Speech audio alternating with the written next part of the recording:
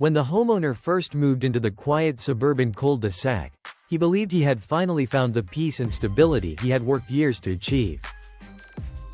The street was wide, the houses neatly aligned, and every neighbor seemed content to keep to themselves. It was the kind of place where weekends were filled with the distant hum of lawnmowers and friendly waves exchanged during morning walks. Yet beneath this surface of calm lived a tension he never saw coming, one that would begin with something as simple as where he parked his car. He preferred parking on the street, just a few steps from his driveway. It was level, convenient, and, most importantly, absolutely legal according to city and HOA regulations. Everything seemed perfectly normal until the day he noticed a tow truck slowly creeping down the road, scanning for a vehicle to remove. At first, he assumed it was there for someone else, some visitor who had unknowingly violated a rule. But as the tow truck paused for an unusually long time near his car, he began to suspect something was off. Only when the truck eventually moved on did he dismiss it as coincidence. But the next morning, he found a neon-colored warning notice slapped onto his windshield. The note claimed that his car was parked in a restricted area, one that did not actually exist. Confused but patient, he brushed it off. Perhaps it was a mistake, clerical, accidental, or even meant for someone else. Yet that optimism lasted only until the third notice appeared, and then the fourth, each one more aggressively worded than the last. Every time he looked outside, he felt the unmistakable sensation of being watched. Soon, he noticed a particular neighbor observing him through parted curtains. She lived next door, a woman with a reputation that had quietly circulated through whispers and wary glances from longtime residents. She was known for filing complaints about mailbox heights, lawn lengths, and even the colors of patio furniture. Some called her strict, others called her overbearing, but most simply labeled her with one word: Karen. Her need for control seemed limitless, and her determination to enforce her own version of neighborhood order had created tension long before he arrived. As the days passed, the pieces fell into place. Each time he parked, she would step outside under the pretense of checking her mail or adjusting her garden decor. When the tow trucks arrived, she watched with unmistakable anticipation. When they left empty-handed, she disappeared back inside with the tight, frustrated posture of someone whose plans had failed. It became clear that she wasn't just annoyed, she was targeting him. Then came the night he heard footsteps outside his window. It was late enough for the entire neighborhood to be asleep, yet he saw the faint silhouette of someone pacing near his car. The figure paused, crouched, and seemed to take a photo before hurrying off. It wasn't hard to guess who it was. And when he discovered a fresh complaint email sent to the HOA timestamp at nearly that exact moment, his suspicions solidified into certainty. Still, he wanted to believe this situation could be resolved without escalating. He tried adjusting his parking position, even leaving extra space between his car and her property line. But regardless of how careful he was, the warnings continued. The tow trucks kept showing up. And each time, they cited anonymous reports clearly coming from the same person. What had begun as a minor annoyance transformed into a persistent harassment campaign. The neighborhood peace that once drew him in had been replaced by daily tension. Every time he stepped outside, he felt the weight of Karen's disapproving stare bearing down on him. Every morning, he braced himself for yet another baseless notice. It was clear she would continue until she got exactly what she wanted: complete control. But while she believed she had the upper hand, she had greatly underestimated him. He wasn't willing to surrender his rights, especially when he had done nothing wrong. If she wanted to play a game, she had unknowingly chosen someone who wasn't afraid to play it back, and play it smarter. So, instead of reacting with anger or confrontation, he decided to observe, plan, and gather evidence. He had a growing suspicion that uncovering the truth would be far easier than she expected. And once he started, there would be no going back for either of them. As he stood in his doorway that evening, watching yet another tow truck drive away empty-handed, he realized he had reached a turning point. It was time to take control of the situation. It was time to prepare. It was time to record everything. The next chapter of his quiet suburban life would begin with a single decision, one that would change the entire dynamic of the conflict. By the following week, the tension had escalated into something heavier, something that lingered in the air long after the sun set. The homeowner felt the steady pressure of Karen's silent war, a conflict carried out through falsely filed reports, timed surveillance, and the ever-present threat of another tow truck arriving without warning. Yet beneath that pressure, a new resolve had settled inside him. He was done playing defense. If she wanted to make his car her obsession, then he would make the truth her downfall. His plan began early one morning before most of the neighborhood had even opened their blinds. He spent the quiet hours installing a discreet system of motion-activated cameras around his property. They were small, nearly invisible, and aimed with careful precision at the exact areas he knew Karen liked to stalk. Each angle captured the sidewalk, his driveway, the side of his house, and most importantly, the spot where he always parked his car. The setup was intentional, strategic, and absolutely necessary. Once the cameras were in place, he took extra steps to ensure they blended into the environment. A bit of paint here, a careful mounting location there, and soon they were impossible to spot unless someone already knew to look for them. The goal wasn't to intimidate or provoke, it was simply to watch, to collect, and to wait. Patience would be his greatest weapon now. Within just one evening, the cameras paid off. The moment he parked and went inside, the motion sensors activated. The footage showed Karen stepping out of her house almost immediately, as though she had been waiting. She walked up to his car with a clipboard clutched tightly in her hand, her expression sharp with determination.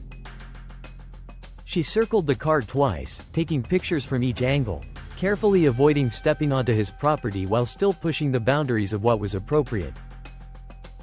She scribbled notes, leaned in close to the hood, and even attempted to measure the distance between his tires and the curb. Watching the footage later, he realized just how obsessive her behavior had become. She wasn't just irritated, she was consumed by the need to impose her own sense of control. Her fixation was so extreme that she didn't even notice the delivery truck driving past that slowed down in confusion, or the neighbors who peeked out their windows only to quickly withdraw, wanting no part in whatever drama she was brewing. The footage gave him clarity. Karen wasn't acting out of concern for the neighborhood, she was on a personal mission. Over the next few days, the pattern repeated itself. Every time he parked, she emerged. Every time the tow truck arrived, she stood by her front door watching, hoping this would be the time her complaint succeeded. But the trucks always left empty-handed, their drivers clearly tired of responding to the same baseless calls. The cameras documented all of it, her pacing, her note-taking, her surveillance, and even the moments when her frustration boiled over into quiet, angry gestures she believed no one could see. What struck him most was how careful she tried to be. She always stayed on the public sidewalk or the edge of her property. She never touched his car. She always acted as though she were performing some important civic duty. But while she stayed within the letter of the law, her behavior was relentless, targeted, and bordering on harassment. The evidence was growing, each clip stronger than the last. Still, he waited. He wanted to gather enough to make a solid case once and for all. He wanted to ensure that when he presented the footage, it would be undeniable. The goal was not just to stop her, it was to end the entire pattern of harassment in one definitive move. A few days later, the situation escalated even further. One evening, long after midnight, the cameras caught Karen creeping out again. This time, she didn't just walk by. She crouched down beside his car, shining a small flashlight at the tires, the license plate, and even the exhaust pipe. She was clearly searching for something, some reason to justify the reports she kept filing. The desperation in her movements was unmistakable. And then it happened. She stepped onto his property. Just a few inches, but enough to cross the boundary she had always been so careful to avoid. She leaned forward to inspect his windshield, her flashlight beam dancing across the surface. It was the moment he had been waiting for. Her own obsession had finally betrayed her. Watching the clip, he felt a mix of disbelief and relief. She had crossed the line, literally and legally. The evidence was no longer subtle, it was undeniable. She had gone from passive harassment to unlawful trespassing, all captured in high definition. And the timing couldn't have been better. He knew exactly what his next step would be. But before moving forward, he wanted to see how far she was willing to go. He wanted to give her enough space to make her intentions completely unmistakable. And as the next day approached, he sensed that the conflict was reaching a breaking point. The following days unfolded with a tension so heavy it felt almost tangible. Each morning, he woke with a sense of anticipation, wondering whether Karen would continue her obsessive routine or finally realize she had crossed a threshold she could not retreat from. But if anything, her behavior only intensified. The cameras captured her presence with startling consistency, each appearance bolder, more agitated, and more determined than the last. It was clear she believed she was closing in on some imagined victory, unaware that every step she took was tightening the rope around her own ambitions. He reviewed the footage regularly, not out of paranoia but out of necessity. Every clip painted the same picture: a neighbor gripped by fixation, a woman convinced she carried a responsibility no one had given her. She paced at the edge of his property night after night, sometimes in mundane clothing, other times dressed as though she expected someone to take her seriously. Whether she believed she was a neighborhood guardian or simply enjoyed the illusion of authority, the result was the same. She was building a case against him in her mind while he was building one against her in reality. At one point, she even brought a small tape measure.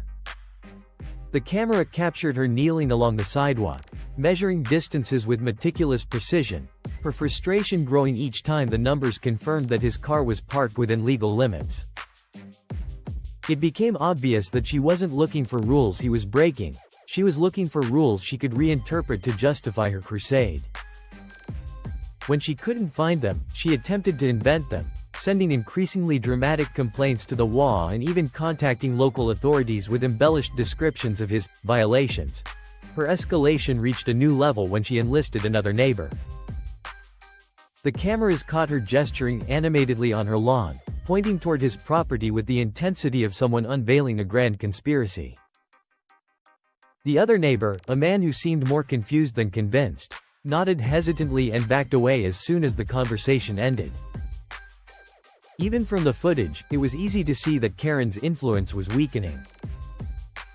People weren't siding with her, they were distancing themselves. But Karen didn't notice. She had grown too consumed by her mission, too entangled in the belief that she was absolutely right.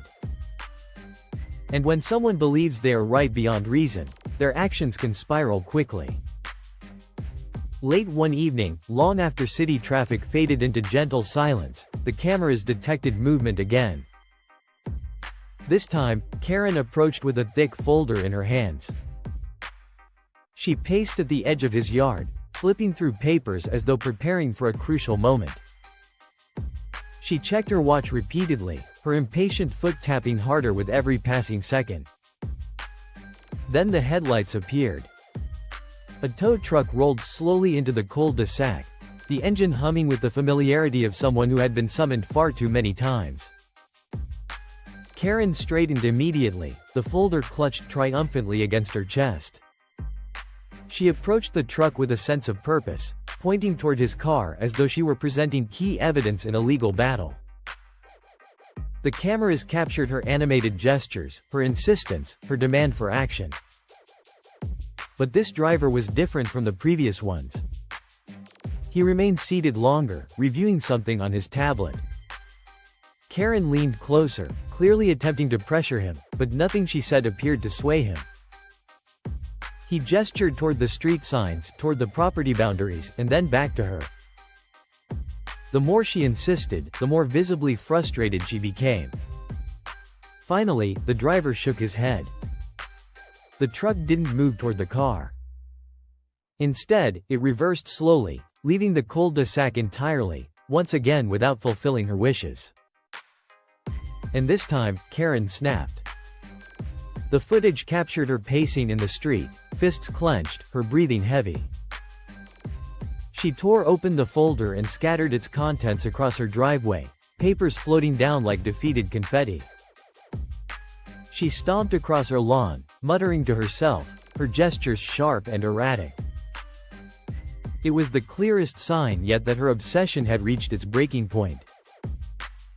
That night, she didn't retreat indoors. Instead, she walked directly to his property. She approached his car with a boldness she had not yet displayed. She leaned in close to the windows, her hands pressed against the glass as she peered inside. Then she circled to the back, examining the license plate with exaggerated determination. Finally, she stepped fully onto his property, her shoes sinking into the grass as she inspected the side of the vehicle. It was trespassing, unambiguous and undeniable. The homeowner watched the footage slowly, ensuring he didn't miss a single detail. Karen had given him everything he needed. The harassment was documented. The repeated false reports were documented. The nighttime surveillance was documented. And now, the trespassing was captured in crystal clarity. He knew the time for waiting had ended. The next step was no longer preparation. The next step was action. He would contact the city. But more importantly, he would bring everything to the HOA, the very organization Karen believed she commanded. And soon, she would learn that her imagined power had limits she never expected. The morning after Karen crossed onto his property, the homeowner woke with a renewed sense of direction. For weeks he had endured the steady infiltration of her obsessive behavior, but now he finally had the leverage he needed. The evidence wasn't just compelling, it was overwhelming. Every clip formed a narrative that exposed her escalating fixation, her disregard for boundaries, and her willingness to twist neighborhood rules to satisfy her need for control. With the sun barely rising, he sat at his desk assembling a comprehensive file that detailed everything from the first false notice to the latest trespassing incident. He organized the recordings chronologically, labeling each clip with clear descriptions.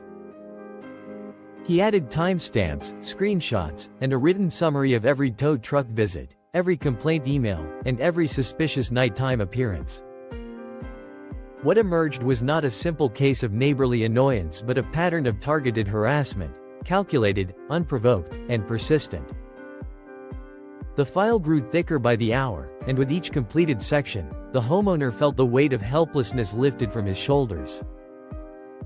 This wasn't just preparation anymore. This was justice taking shape.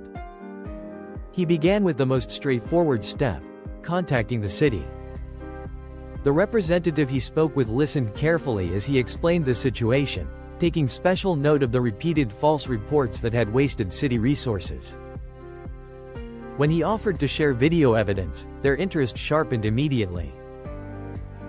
The city took the misuse of emergency or official services extremely seriously, especially when it involved repeated, baseless complaints. The representative asked him to submit a written report and attach the video files. He complied, knowing the footage spoke louder than any explanation he could give. Once the report was filed, he turned his attention to the HOA, the very organization Karen believed she dominated. He walked into the office with a calm determination, greeting the staff politely before requesting a private meeting with the board. They recognized him at once, They had seen the email threads Karen had sent in rapid-fire succession. They knew her reputation, though they rarely admitted it openly. When he explained that he had video evidence, the board members exchanged looks that confirmed they were more than familiar with the source of the issue. He presented the footage without embellishment, letting the truth speak for itself. Clip after clip displayed Karen surveying his car at odd hours, photographing it obsessively, measuring distances that didn't matter, harassing tow truck drivers, and finally stepping over the line, literally, onto his property. The room stayed silent as the HOA watched, their expressions shifting from concern to disbelief to frustration. By the final clip, their patience for Karen's antics had evaporated entirely. The board thanked him for bringing the matter forward and informed him that his evidence would initiate an internal review. Their tone carried a mixture of embarrassment and irritation, as though they were finally seeing the extent of a problem they had previously dismissed as minor. When he left the office, a subtle sense of closure followed him, though he knew the situation was far from over. He had taken his step. Now he would wait for the consequences to unfold.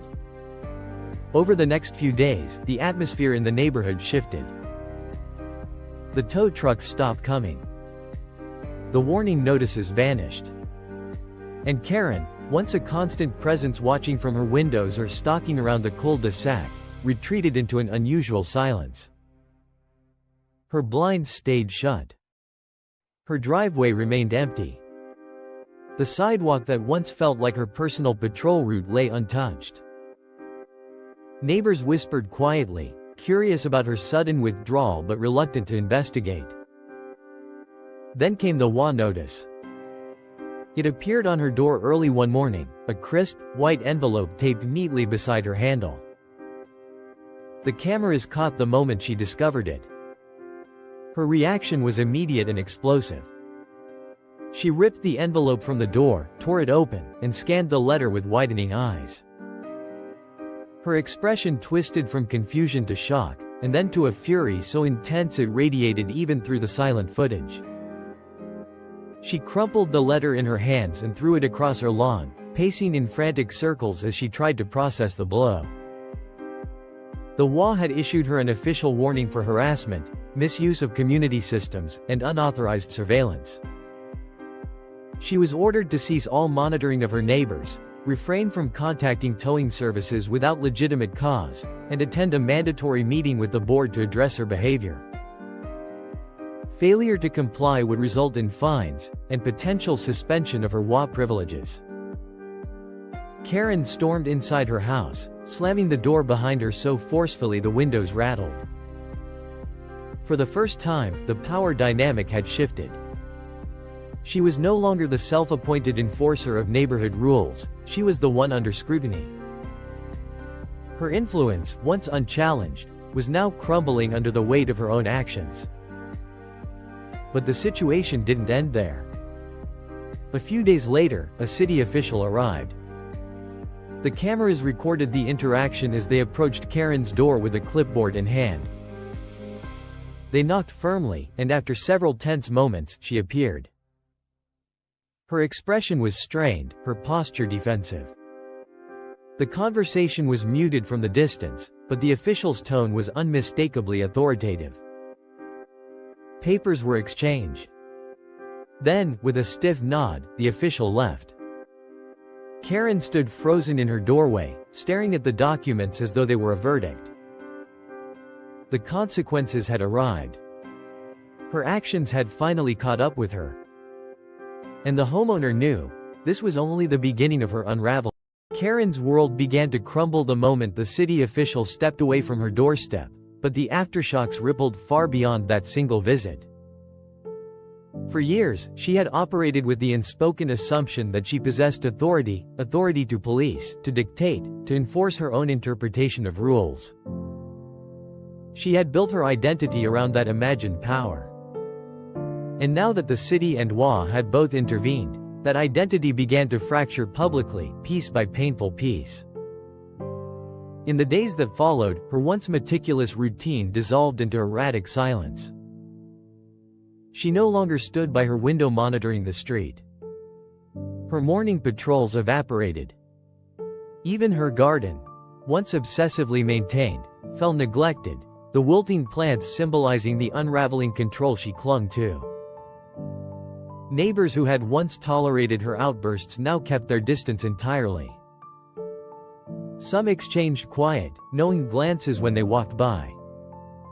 Others crossed the street preemptively to avoid any interaction. For the first time, Karen wasn't feared or obeyed. She was pitied, avoided, and quietly judged. Meanwhile, the homeowner watched everything unfold through the same cameras that had captured her relentless harassment. Only now, the footage revealed someone retreating deeper into frustration and denial. She had been stripped of the authority she believed was hers by right. And with each passing day, that loss seemed to weigh heavier on her. Then came the HOA meeting. The board gathered in the community center, a place Karen typically treated like her personal courtroom. But this time, she arrived with a stiffness that betrayed her anxiety. She carried a thick stack of papers, likely her usual arsenal of self-crafted evidence, but the board's stern expressions made it clear they had no intention of entertaining her theatrics. They had already reviewed the footage. They had seen the timestamps, the trespassing, the obsessive monitoring. They knew the truth. The homeowner didn't attend the meeting, but the aftermath became obvious when Karen stormed out of the building. Her shoulders were hunched, her steps uneven, and the papers she had brought were now crumpled in her hands as though the board had dismissed every argument she tried to make. She walked home without looking at anyone, her jaw set in a rigid line, her entire demeanor radiating humiliation. Later that afternoon, she received another letter on her door, this time delivered with visible formality. The cameras caught her opening it with trembling hands. Whatever the letter contained, it hit her hard. She pressed her back against the door, sliding down until she sat on the porch, staring blankly ahead. It was the most defeated she had appeared since the conflict began. The homeowner eventually learned what the letter had said. The HOA had placed her on probation, issued a significant fine for repeated violations, and implemented restrictions preventing her from filing any community complaint without providing substantial, verifiable evidence. Her influence, which once seemed untouchable, was now reduced to a fraction of what it had been. But the consequences from the city created the most dramatic shift. Karen had been warned that filing false reports could lead to legal penalties. She wasn't charged, not yet, but the warning was clear and official. She now carried a mark on her record of complaint abuse. And any future misuse would trigger fines or worse. The city had grown tired of her antics long before this situation, and now she was permanently recorded as a habitual misser of city services. News spread quickly throughout the neighborhood. While no one celebrated openly, the shift in atmosphere was palpable. A weight lifted from the cul-de-sac. Families felt more comfortable letting their children play outside again. Couples walked the street without fear of being confronted. For the first time in years, the neighborhood breathed freely.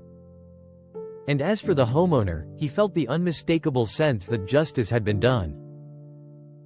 Not out of vengeance, but out of necessity. He had never sought to punish Karen, he had only wanted to be left alone. Yet Karen's unwillingness to respect boundaries had forced a resolution she had brought entirely upon herself.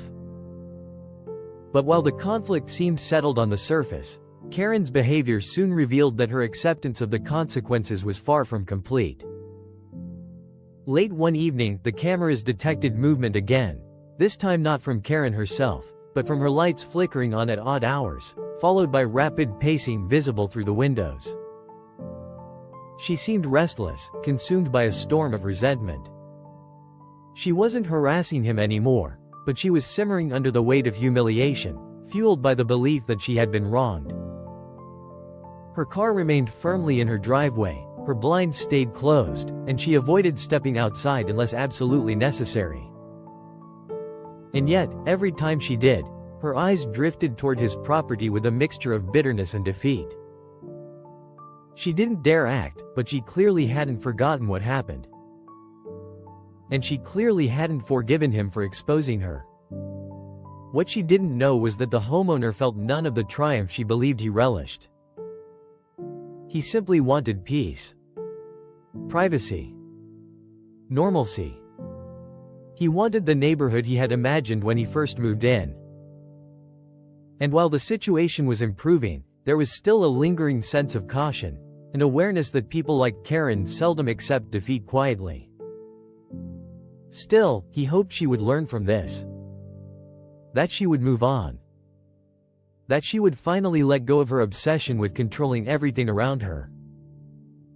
But deep inside, he sensed that one final moment was still coming, one last confrontation that would determine whether this conflict truly ended or simply paused. That moment would arrive sooner than either of them expected. In the weeks that followed the HOA meeting and the city's formal warning, the neighborhood settled into a calm rhythm it had not experienced in years. Children played on sidewalks without the weight of constant scrutiny. Neighbors lingered outside to chat, no longer wary of an abrupt confrontation. Even the birds seemed louder in the morning, their songs filling the air where tension once lived. For the first time since moving into the cul-de-sac, the homeowner finally felt the quiet comfort he had long hoped for. But Karen's presence, though muted, still lingered at the edges of normalcy. Her blinds remained tightly shut. Her once perfectly trimmed garden grew tangled and unkempt. Her car, which she had previously treated with obsessive care, now sat unmoved for days. She avoided the neighborhood entirely, venturing outside only briefly and always with a stiff posture that hinted at the resentment she still carried. She had lost her power, and the loss weighed on her like a shadow she couldn't escape. Still, she caused no trouble. No tow trucks came. No complaints were filed. No pacing around his car in the middle of the night. She seemed to have retreated fully, until one quiet evening when the final moment arrived. It began as a soft rustling sound picked up by the driveway camera, barely noticeable at first. The homeowner checked the live feed out of habit, expecting perhaps a stray cat or leaves brushed by the wind. Instead, he saw Karen standing at the edge of his property, her figure still and rigid beneath the glow of the streetlight. Her expression was unreadable, a blend of frustration, exhaustion, and something else, something that looked almost like surrender. She stood there for a long moment, staring at his car as though confronting the very symbol of her downfall. The homeowner watched through the camera feed, waiting to see whether she intended another violation or simply couldn't let go of what once consumed her. Her feet shifted forward, then back, as though she battled with herself. Then she did something entirely unexpected. She stepped away. Not onto his property, not toward his car, but backward, retreating from the imaginary authority she had clung to for so long. She turned around slowly, her shoulders heavy, and walked back to her house without a single glance behind her. The camera recorded the entire moment, but it wasn't the same kind of footage he had captured before. This wasn't surveillance of wrongdoing. It was the quiet collapse of a long, self-imposed battle. From that night onward, something changed permanently. Karen no longer fixated on his parking spot or anyone else's. She stopped patrolling the street. She refrained from engaging with neighbors altogether. Whatever remained of her desire to control the neighborhood seemed to have withered entirely. It wasn't forgiveness, and it certainly wasn't friendship, but it was acceptance. A reluctant, overdue understanding that the world around her was not hers to manage. For the homeowner, the shift brought a sense of closure he hadn't realized he needed. Not because Karen was defeated, but because she finally stopped fighting a battle she could never win. The cameras, still mounted, still vigilant, became less of a shield and more of a quiet reminder of how far the situation had escalated. He left them in place, not out of fear, but out of practicality. The footage had protected him once. It might never be needed again, but it remained as a safeguard for the future. Months passed, and the cul-de-sac embraced its newfound peace. The wall actively enforced boundaries that should have been upheld long ago. The community grew closer, united by the shared relief of calm after years of chaos. And as nature reclaimed the quiet corners of the street that had once echoed with conflict, a sense of balance returned. In time, Karen became less of a looming figure and more of a distant presence. She kept to herself, rarely leaving her home except when necessary. Her influence dwindled until she blended into the background of the neighborhood. No longer feared, no longer obeyed, simply another resident trying to navigate her own life. Perhaps the consequences had humbled her. Perhaps they had taught her something she had refused to learn before. Or perhaps she simply no longer had the energy to fight battles she could never control. The homeowner never sought confrontation, revenge, or dominance.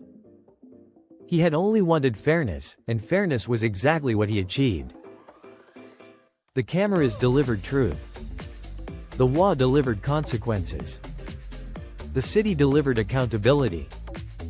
And the neighborhood delivered peace. As he stepped outside one warm afternoon, he parked his car in its usual spot on the street, not out of defiance, but out of habit and convenience. No tow trucks appeared. No eyes watched from behind curtains. No false reports were filed. The street was just a street again. The conflict that had once threatened to swallow his calm life had finally dissolved. What remained was the simple, quiet truth. Sometimes the strongest response isn't confrontation, but patience, evidence, and letting others expose themselves. And with that truth, the homeowner closed the final chapter of the ordeal, quietly, firmly, and with the peace he had earned.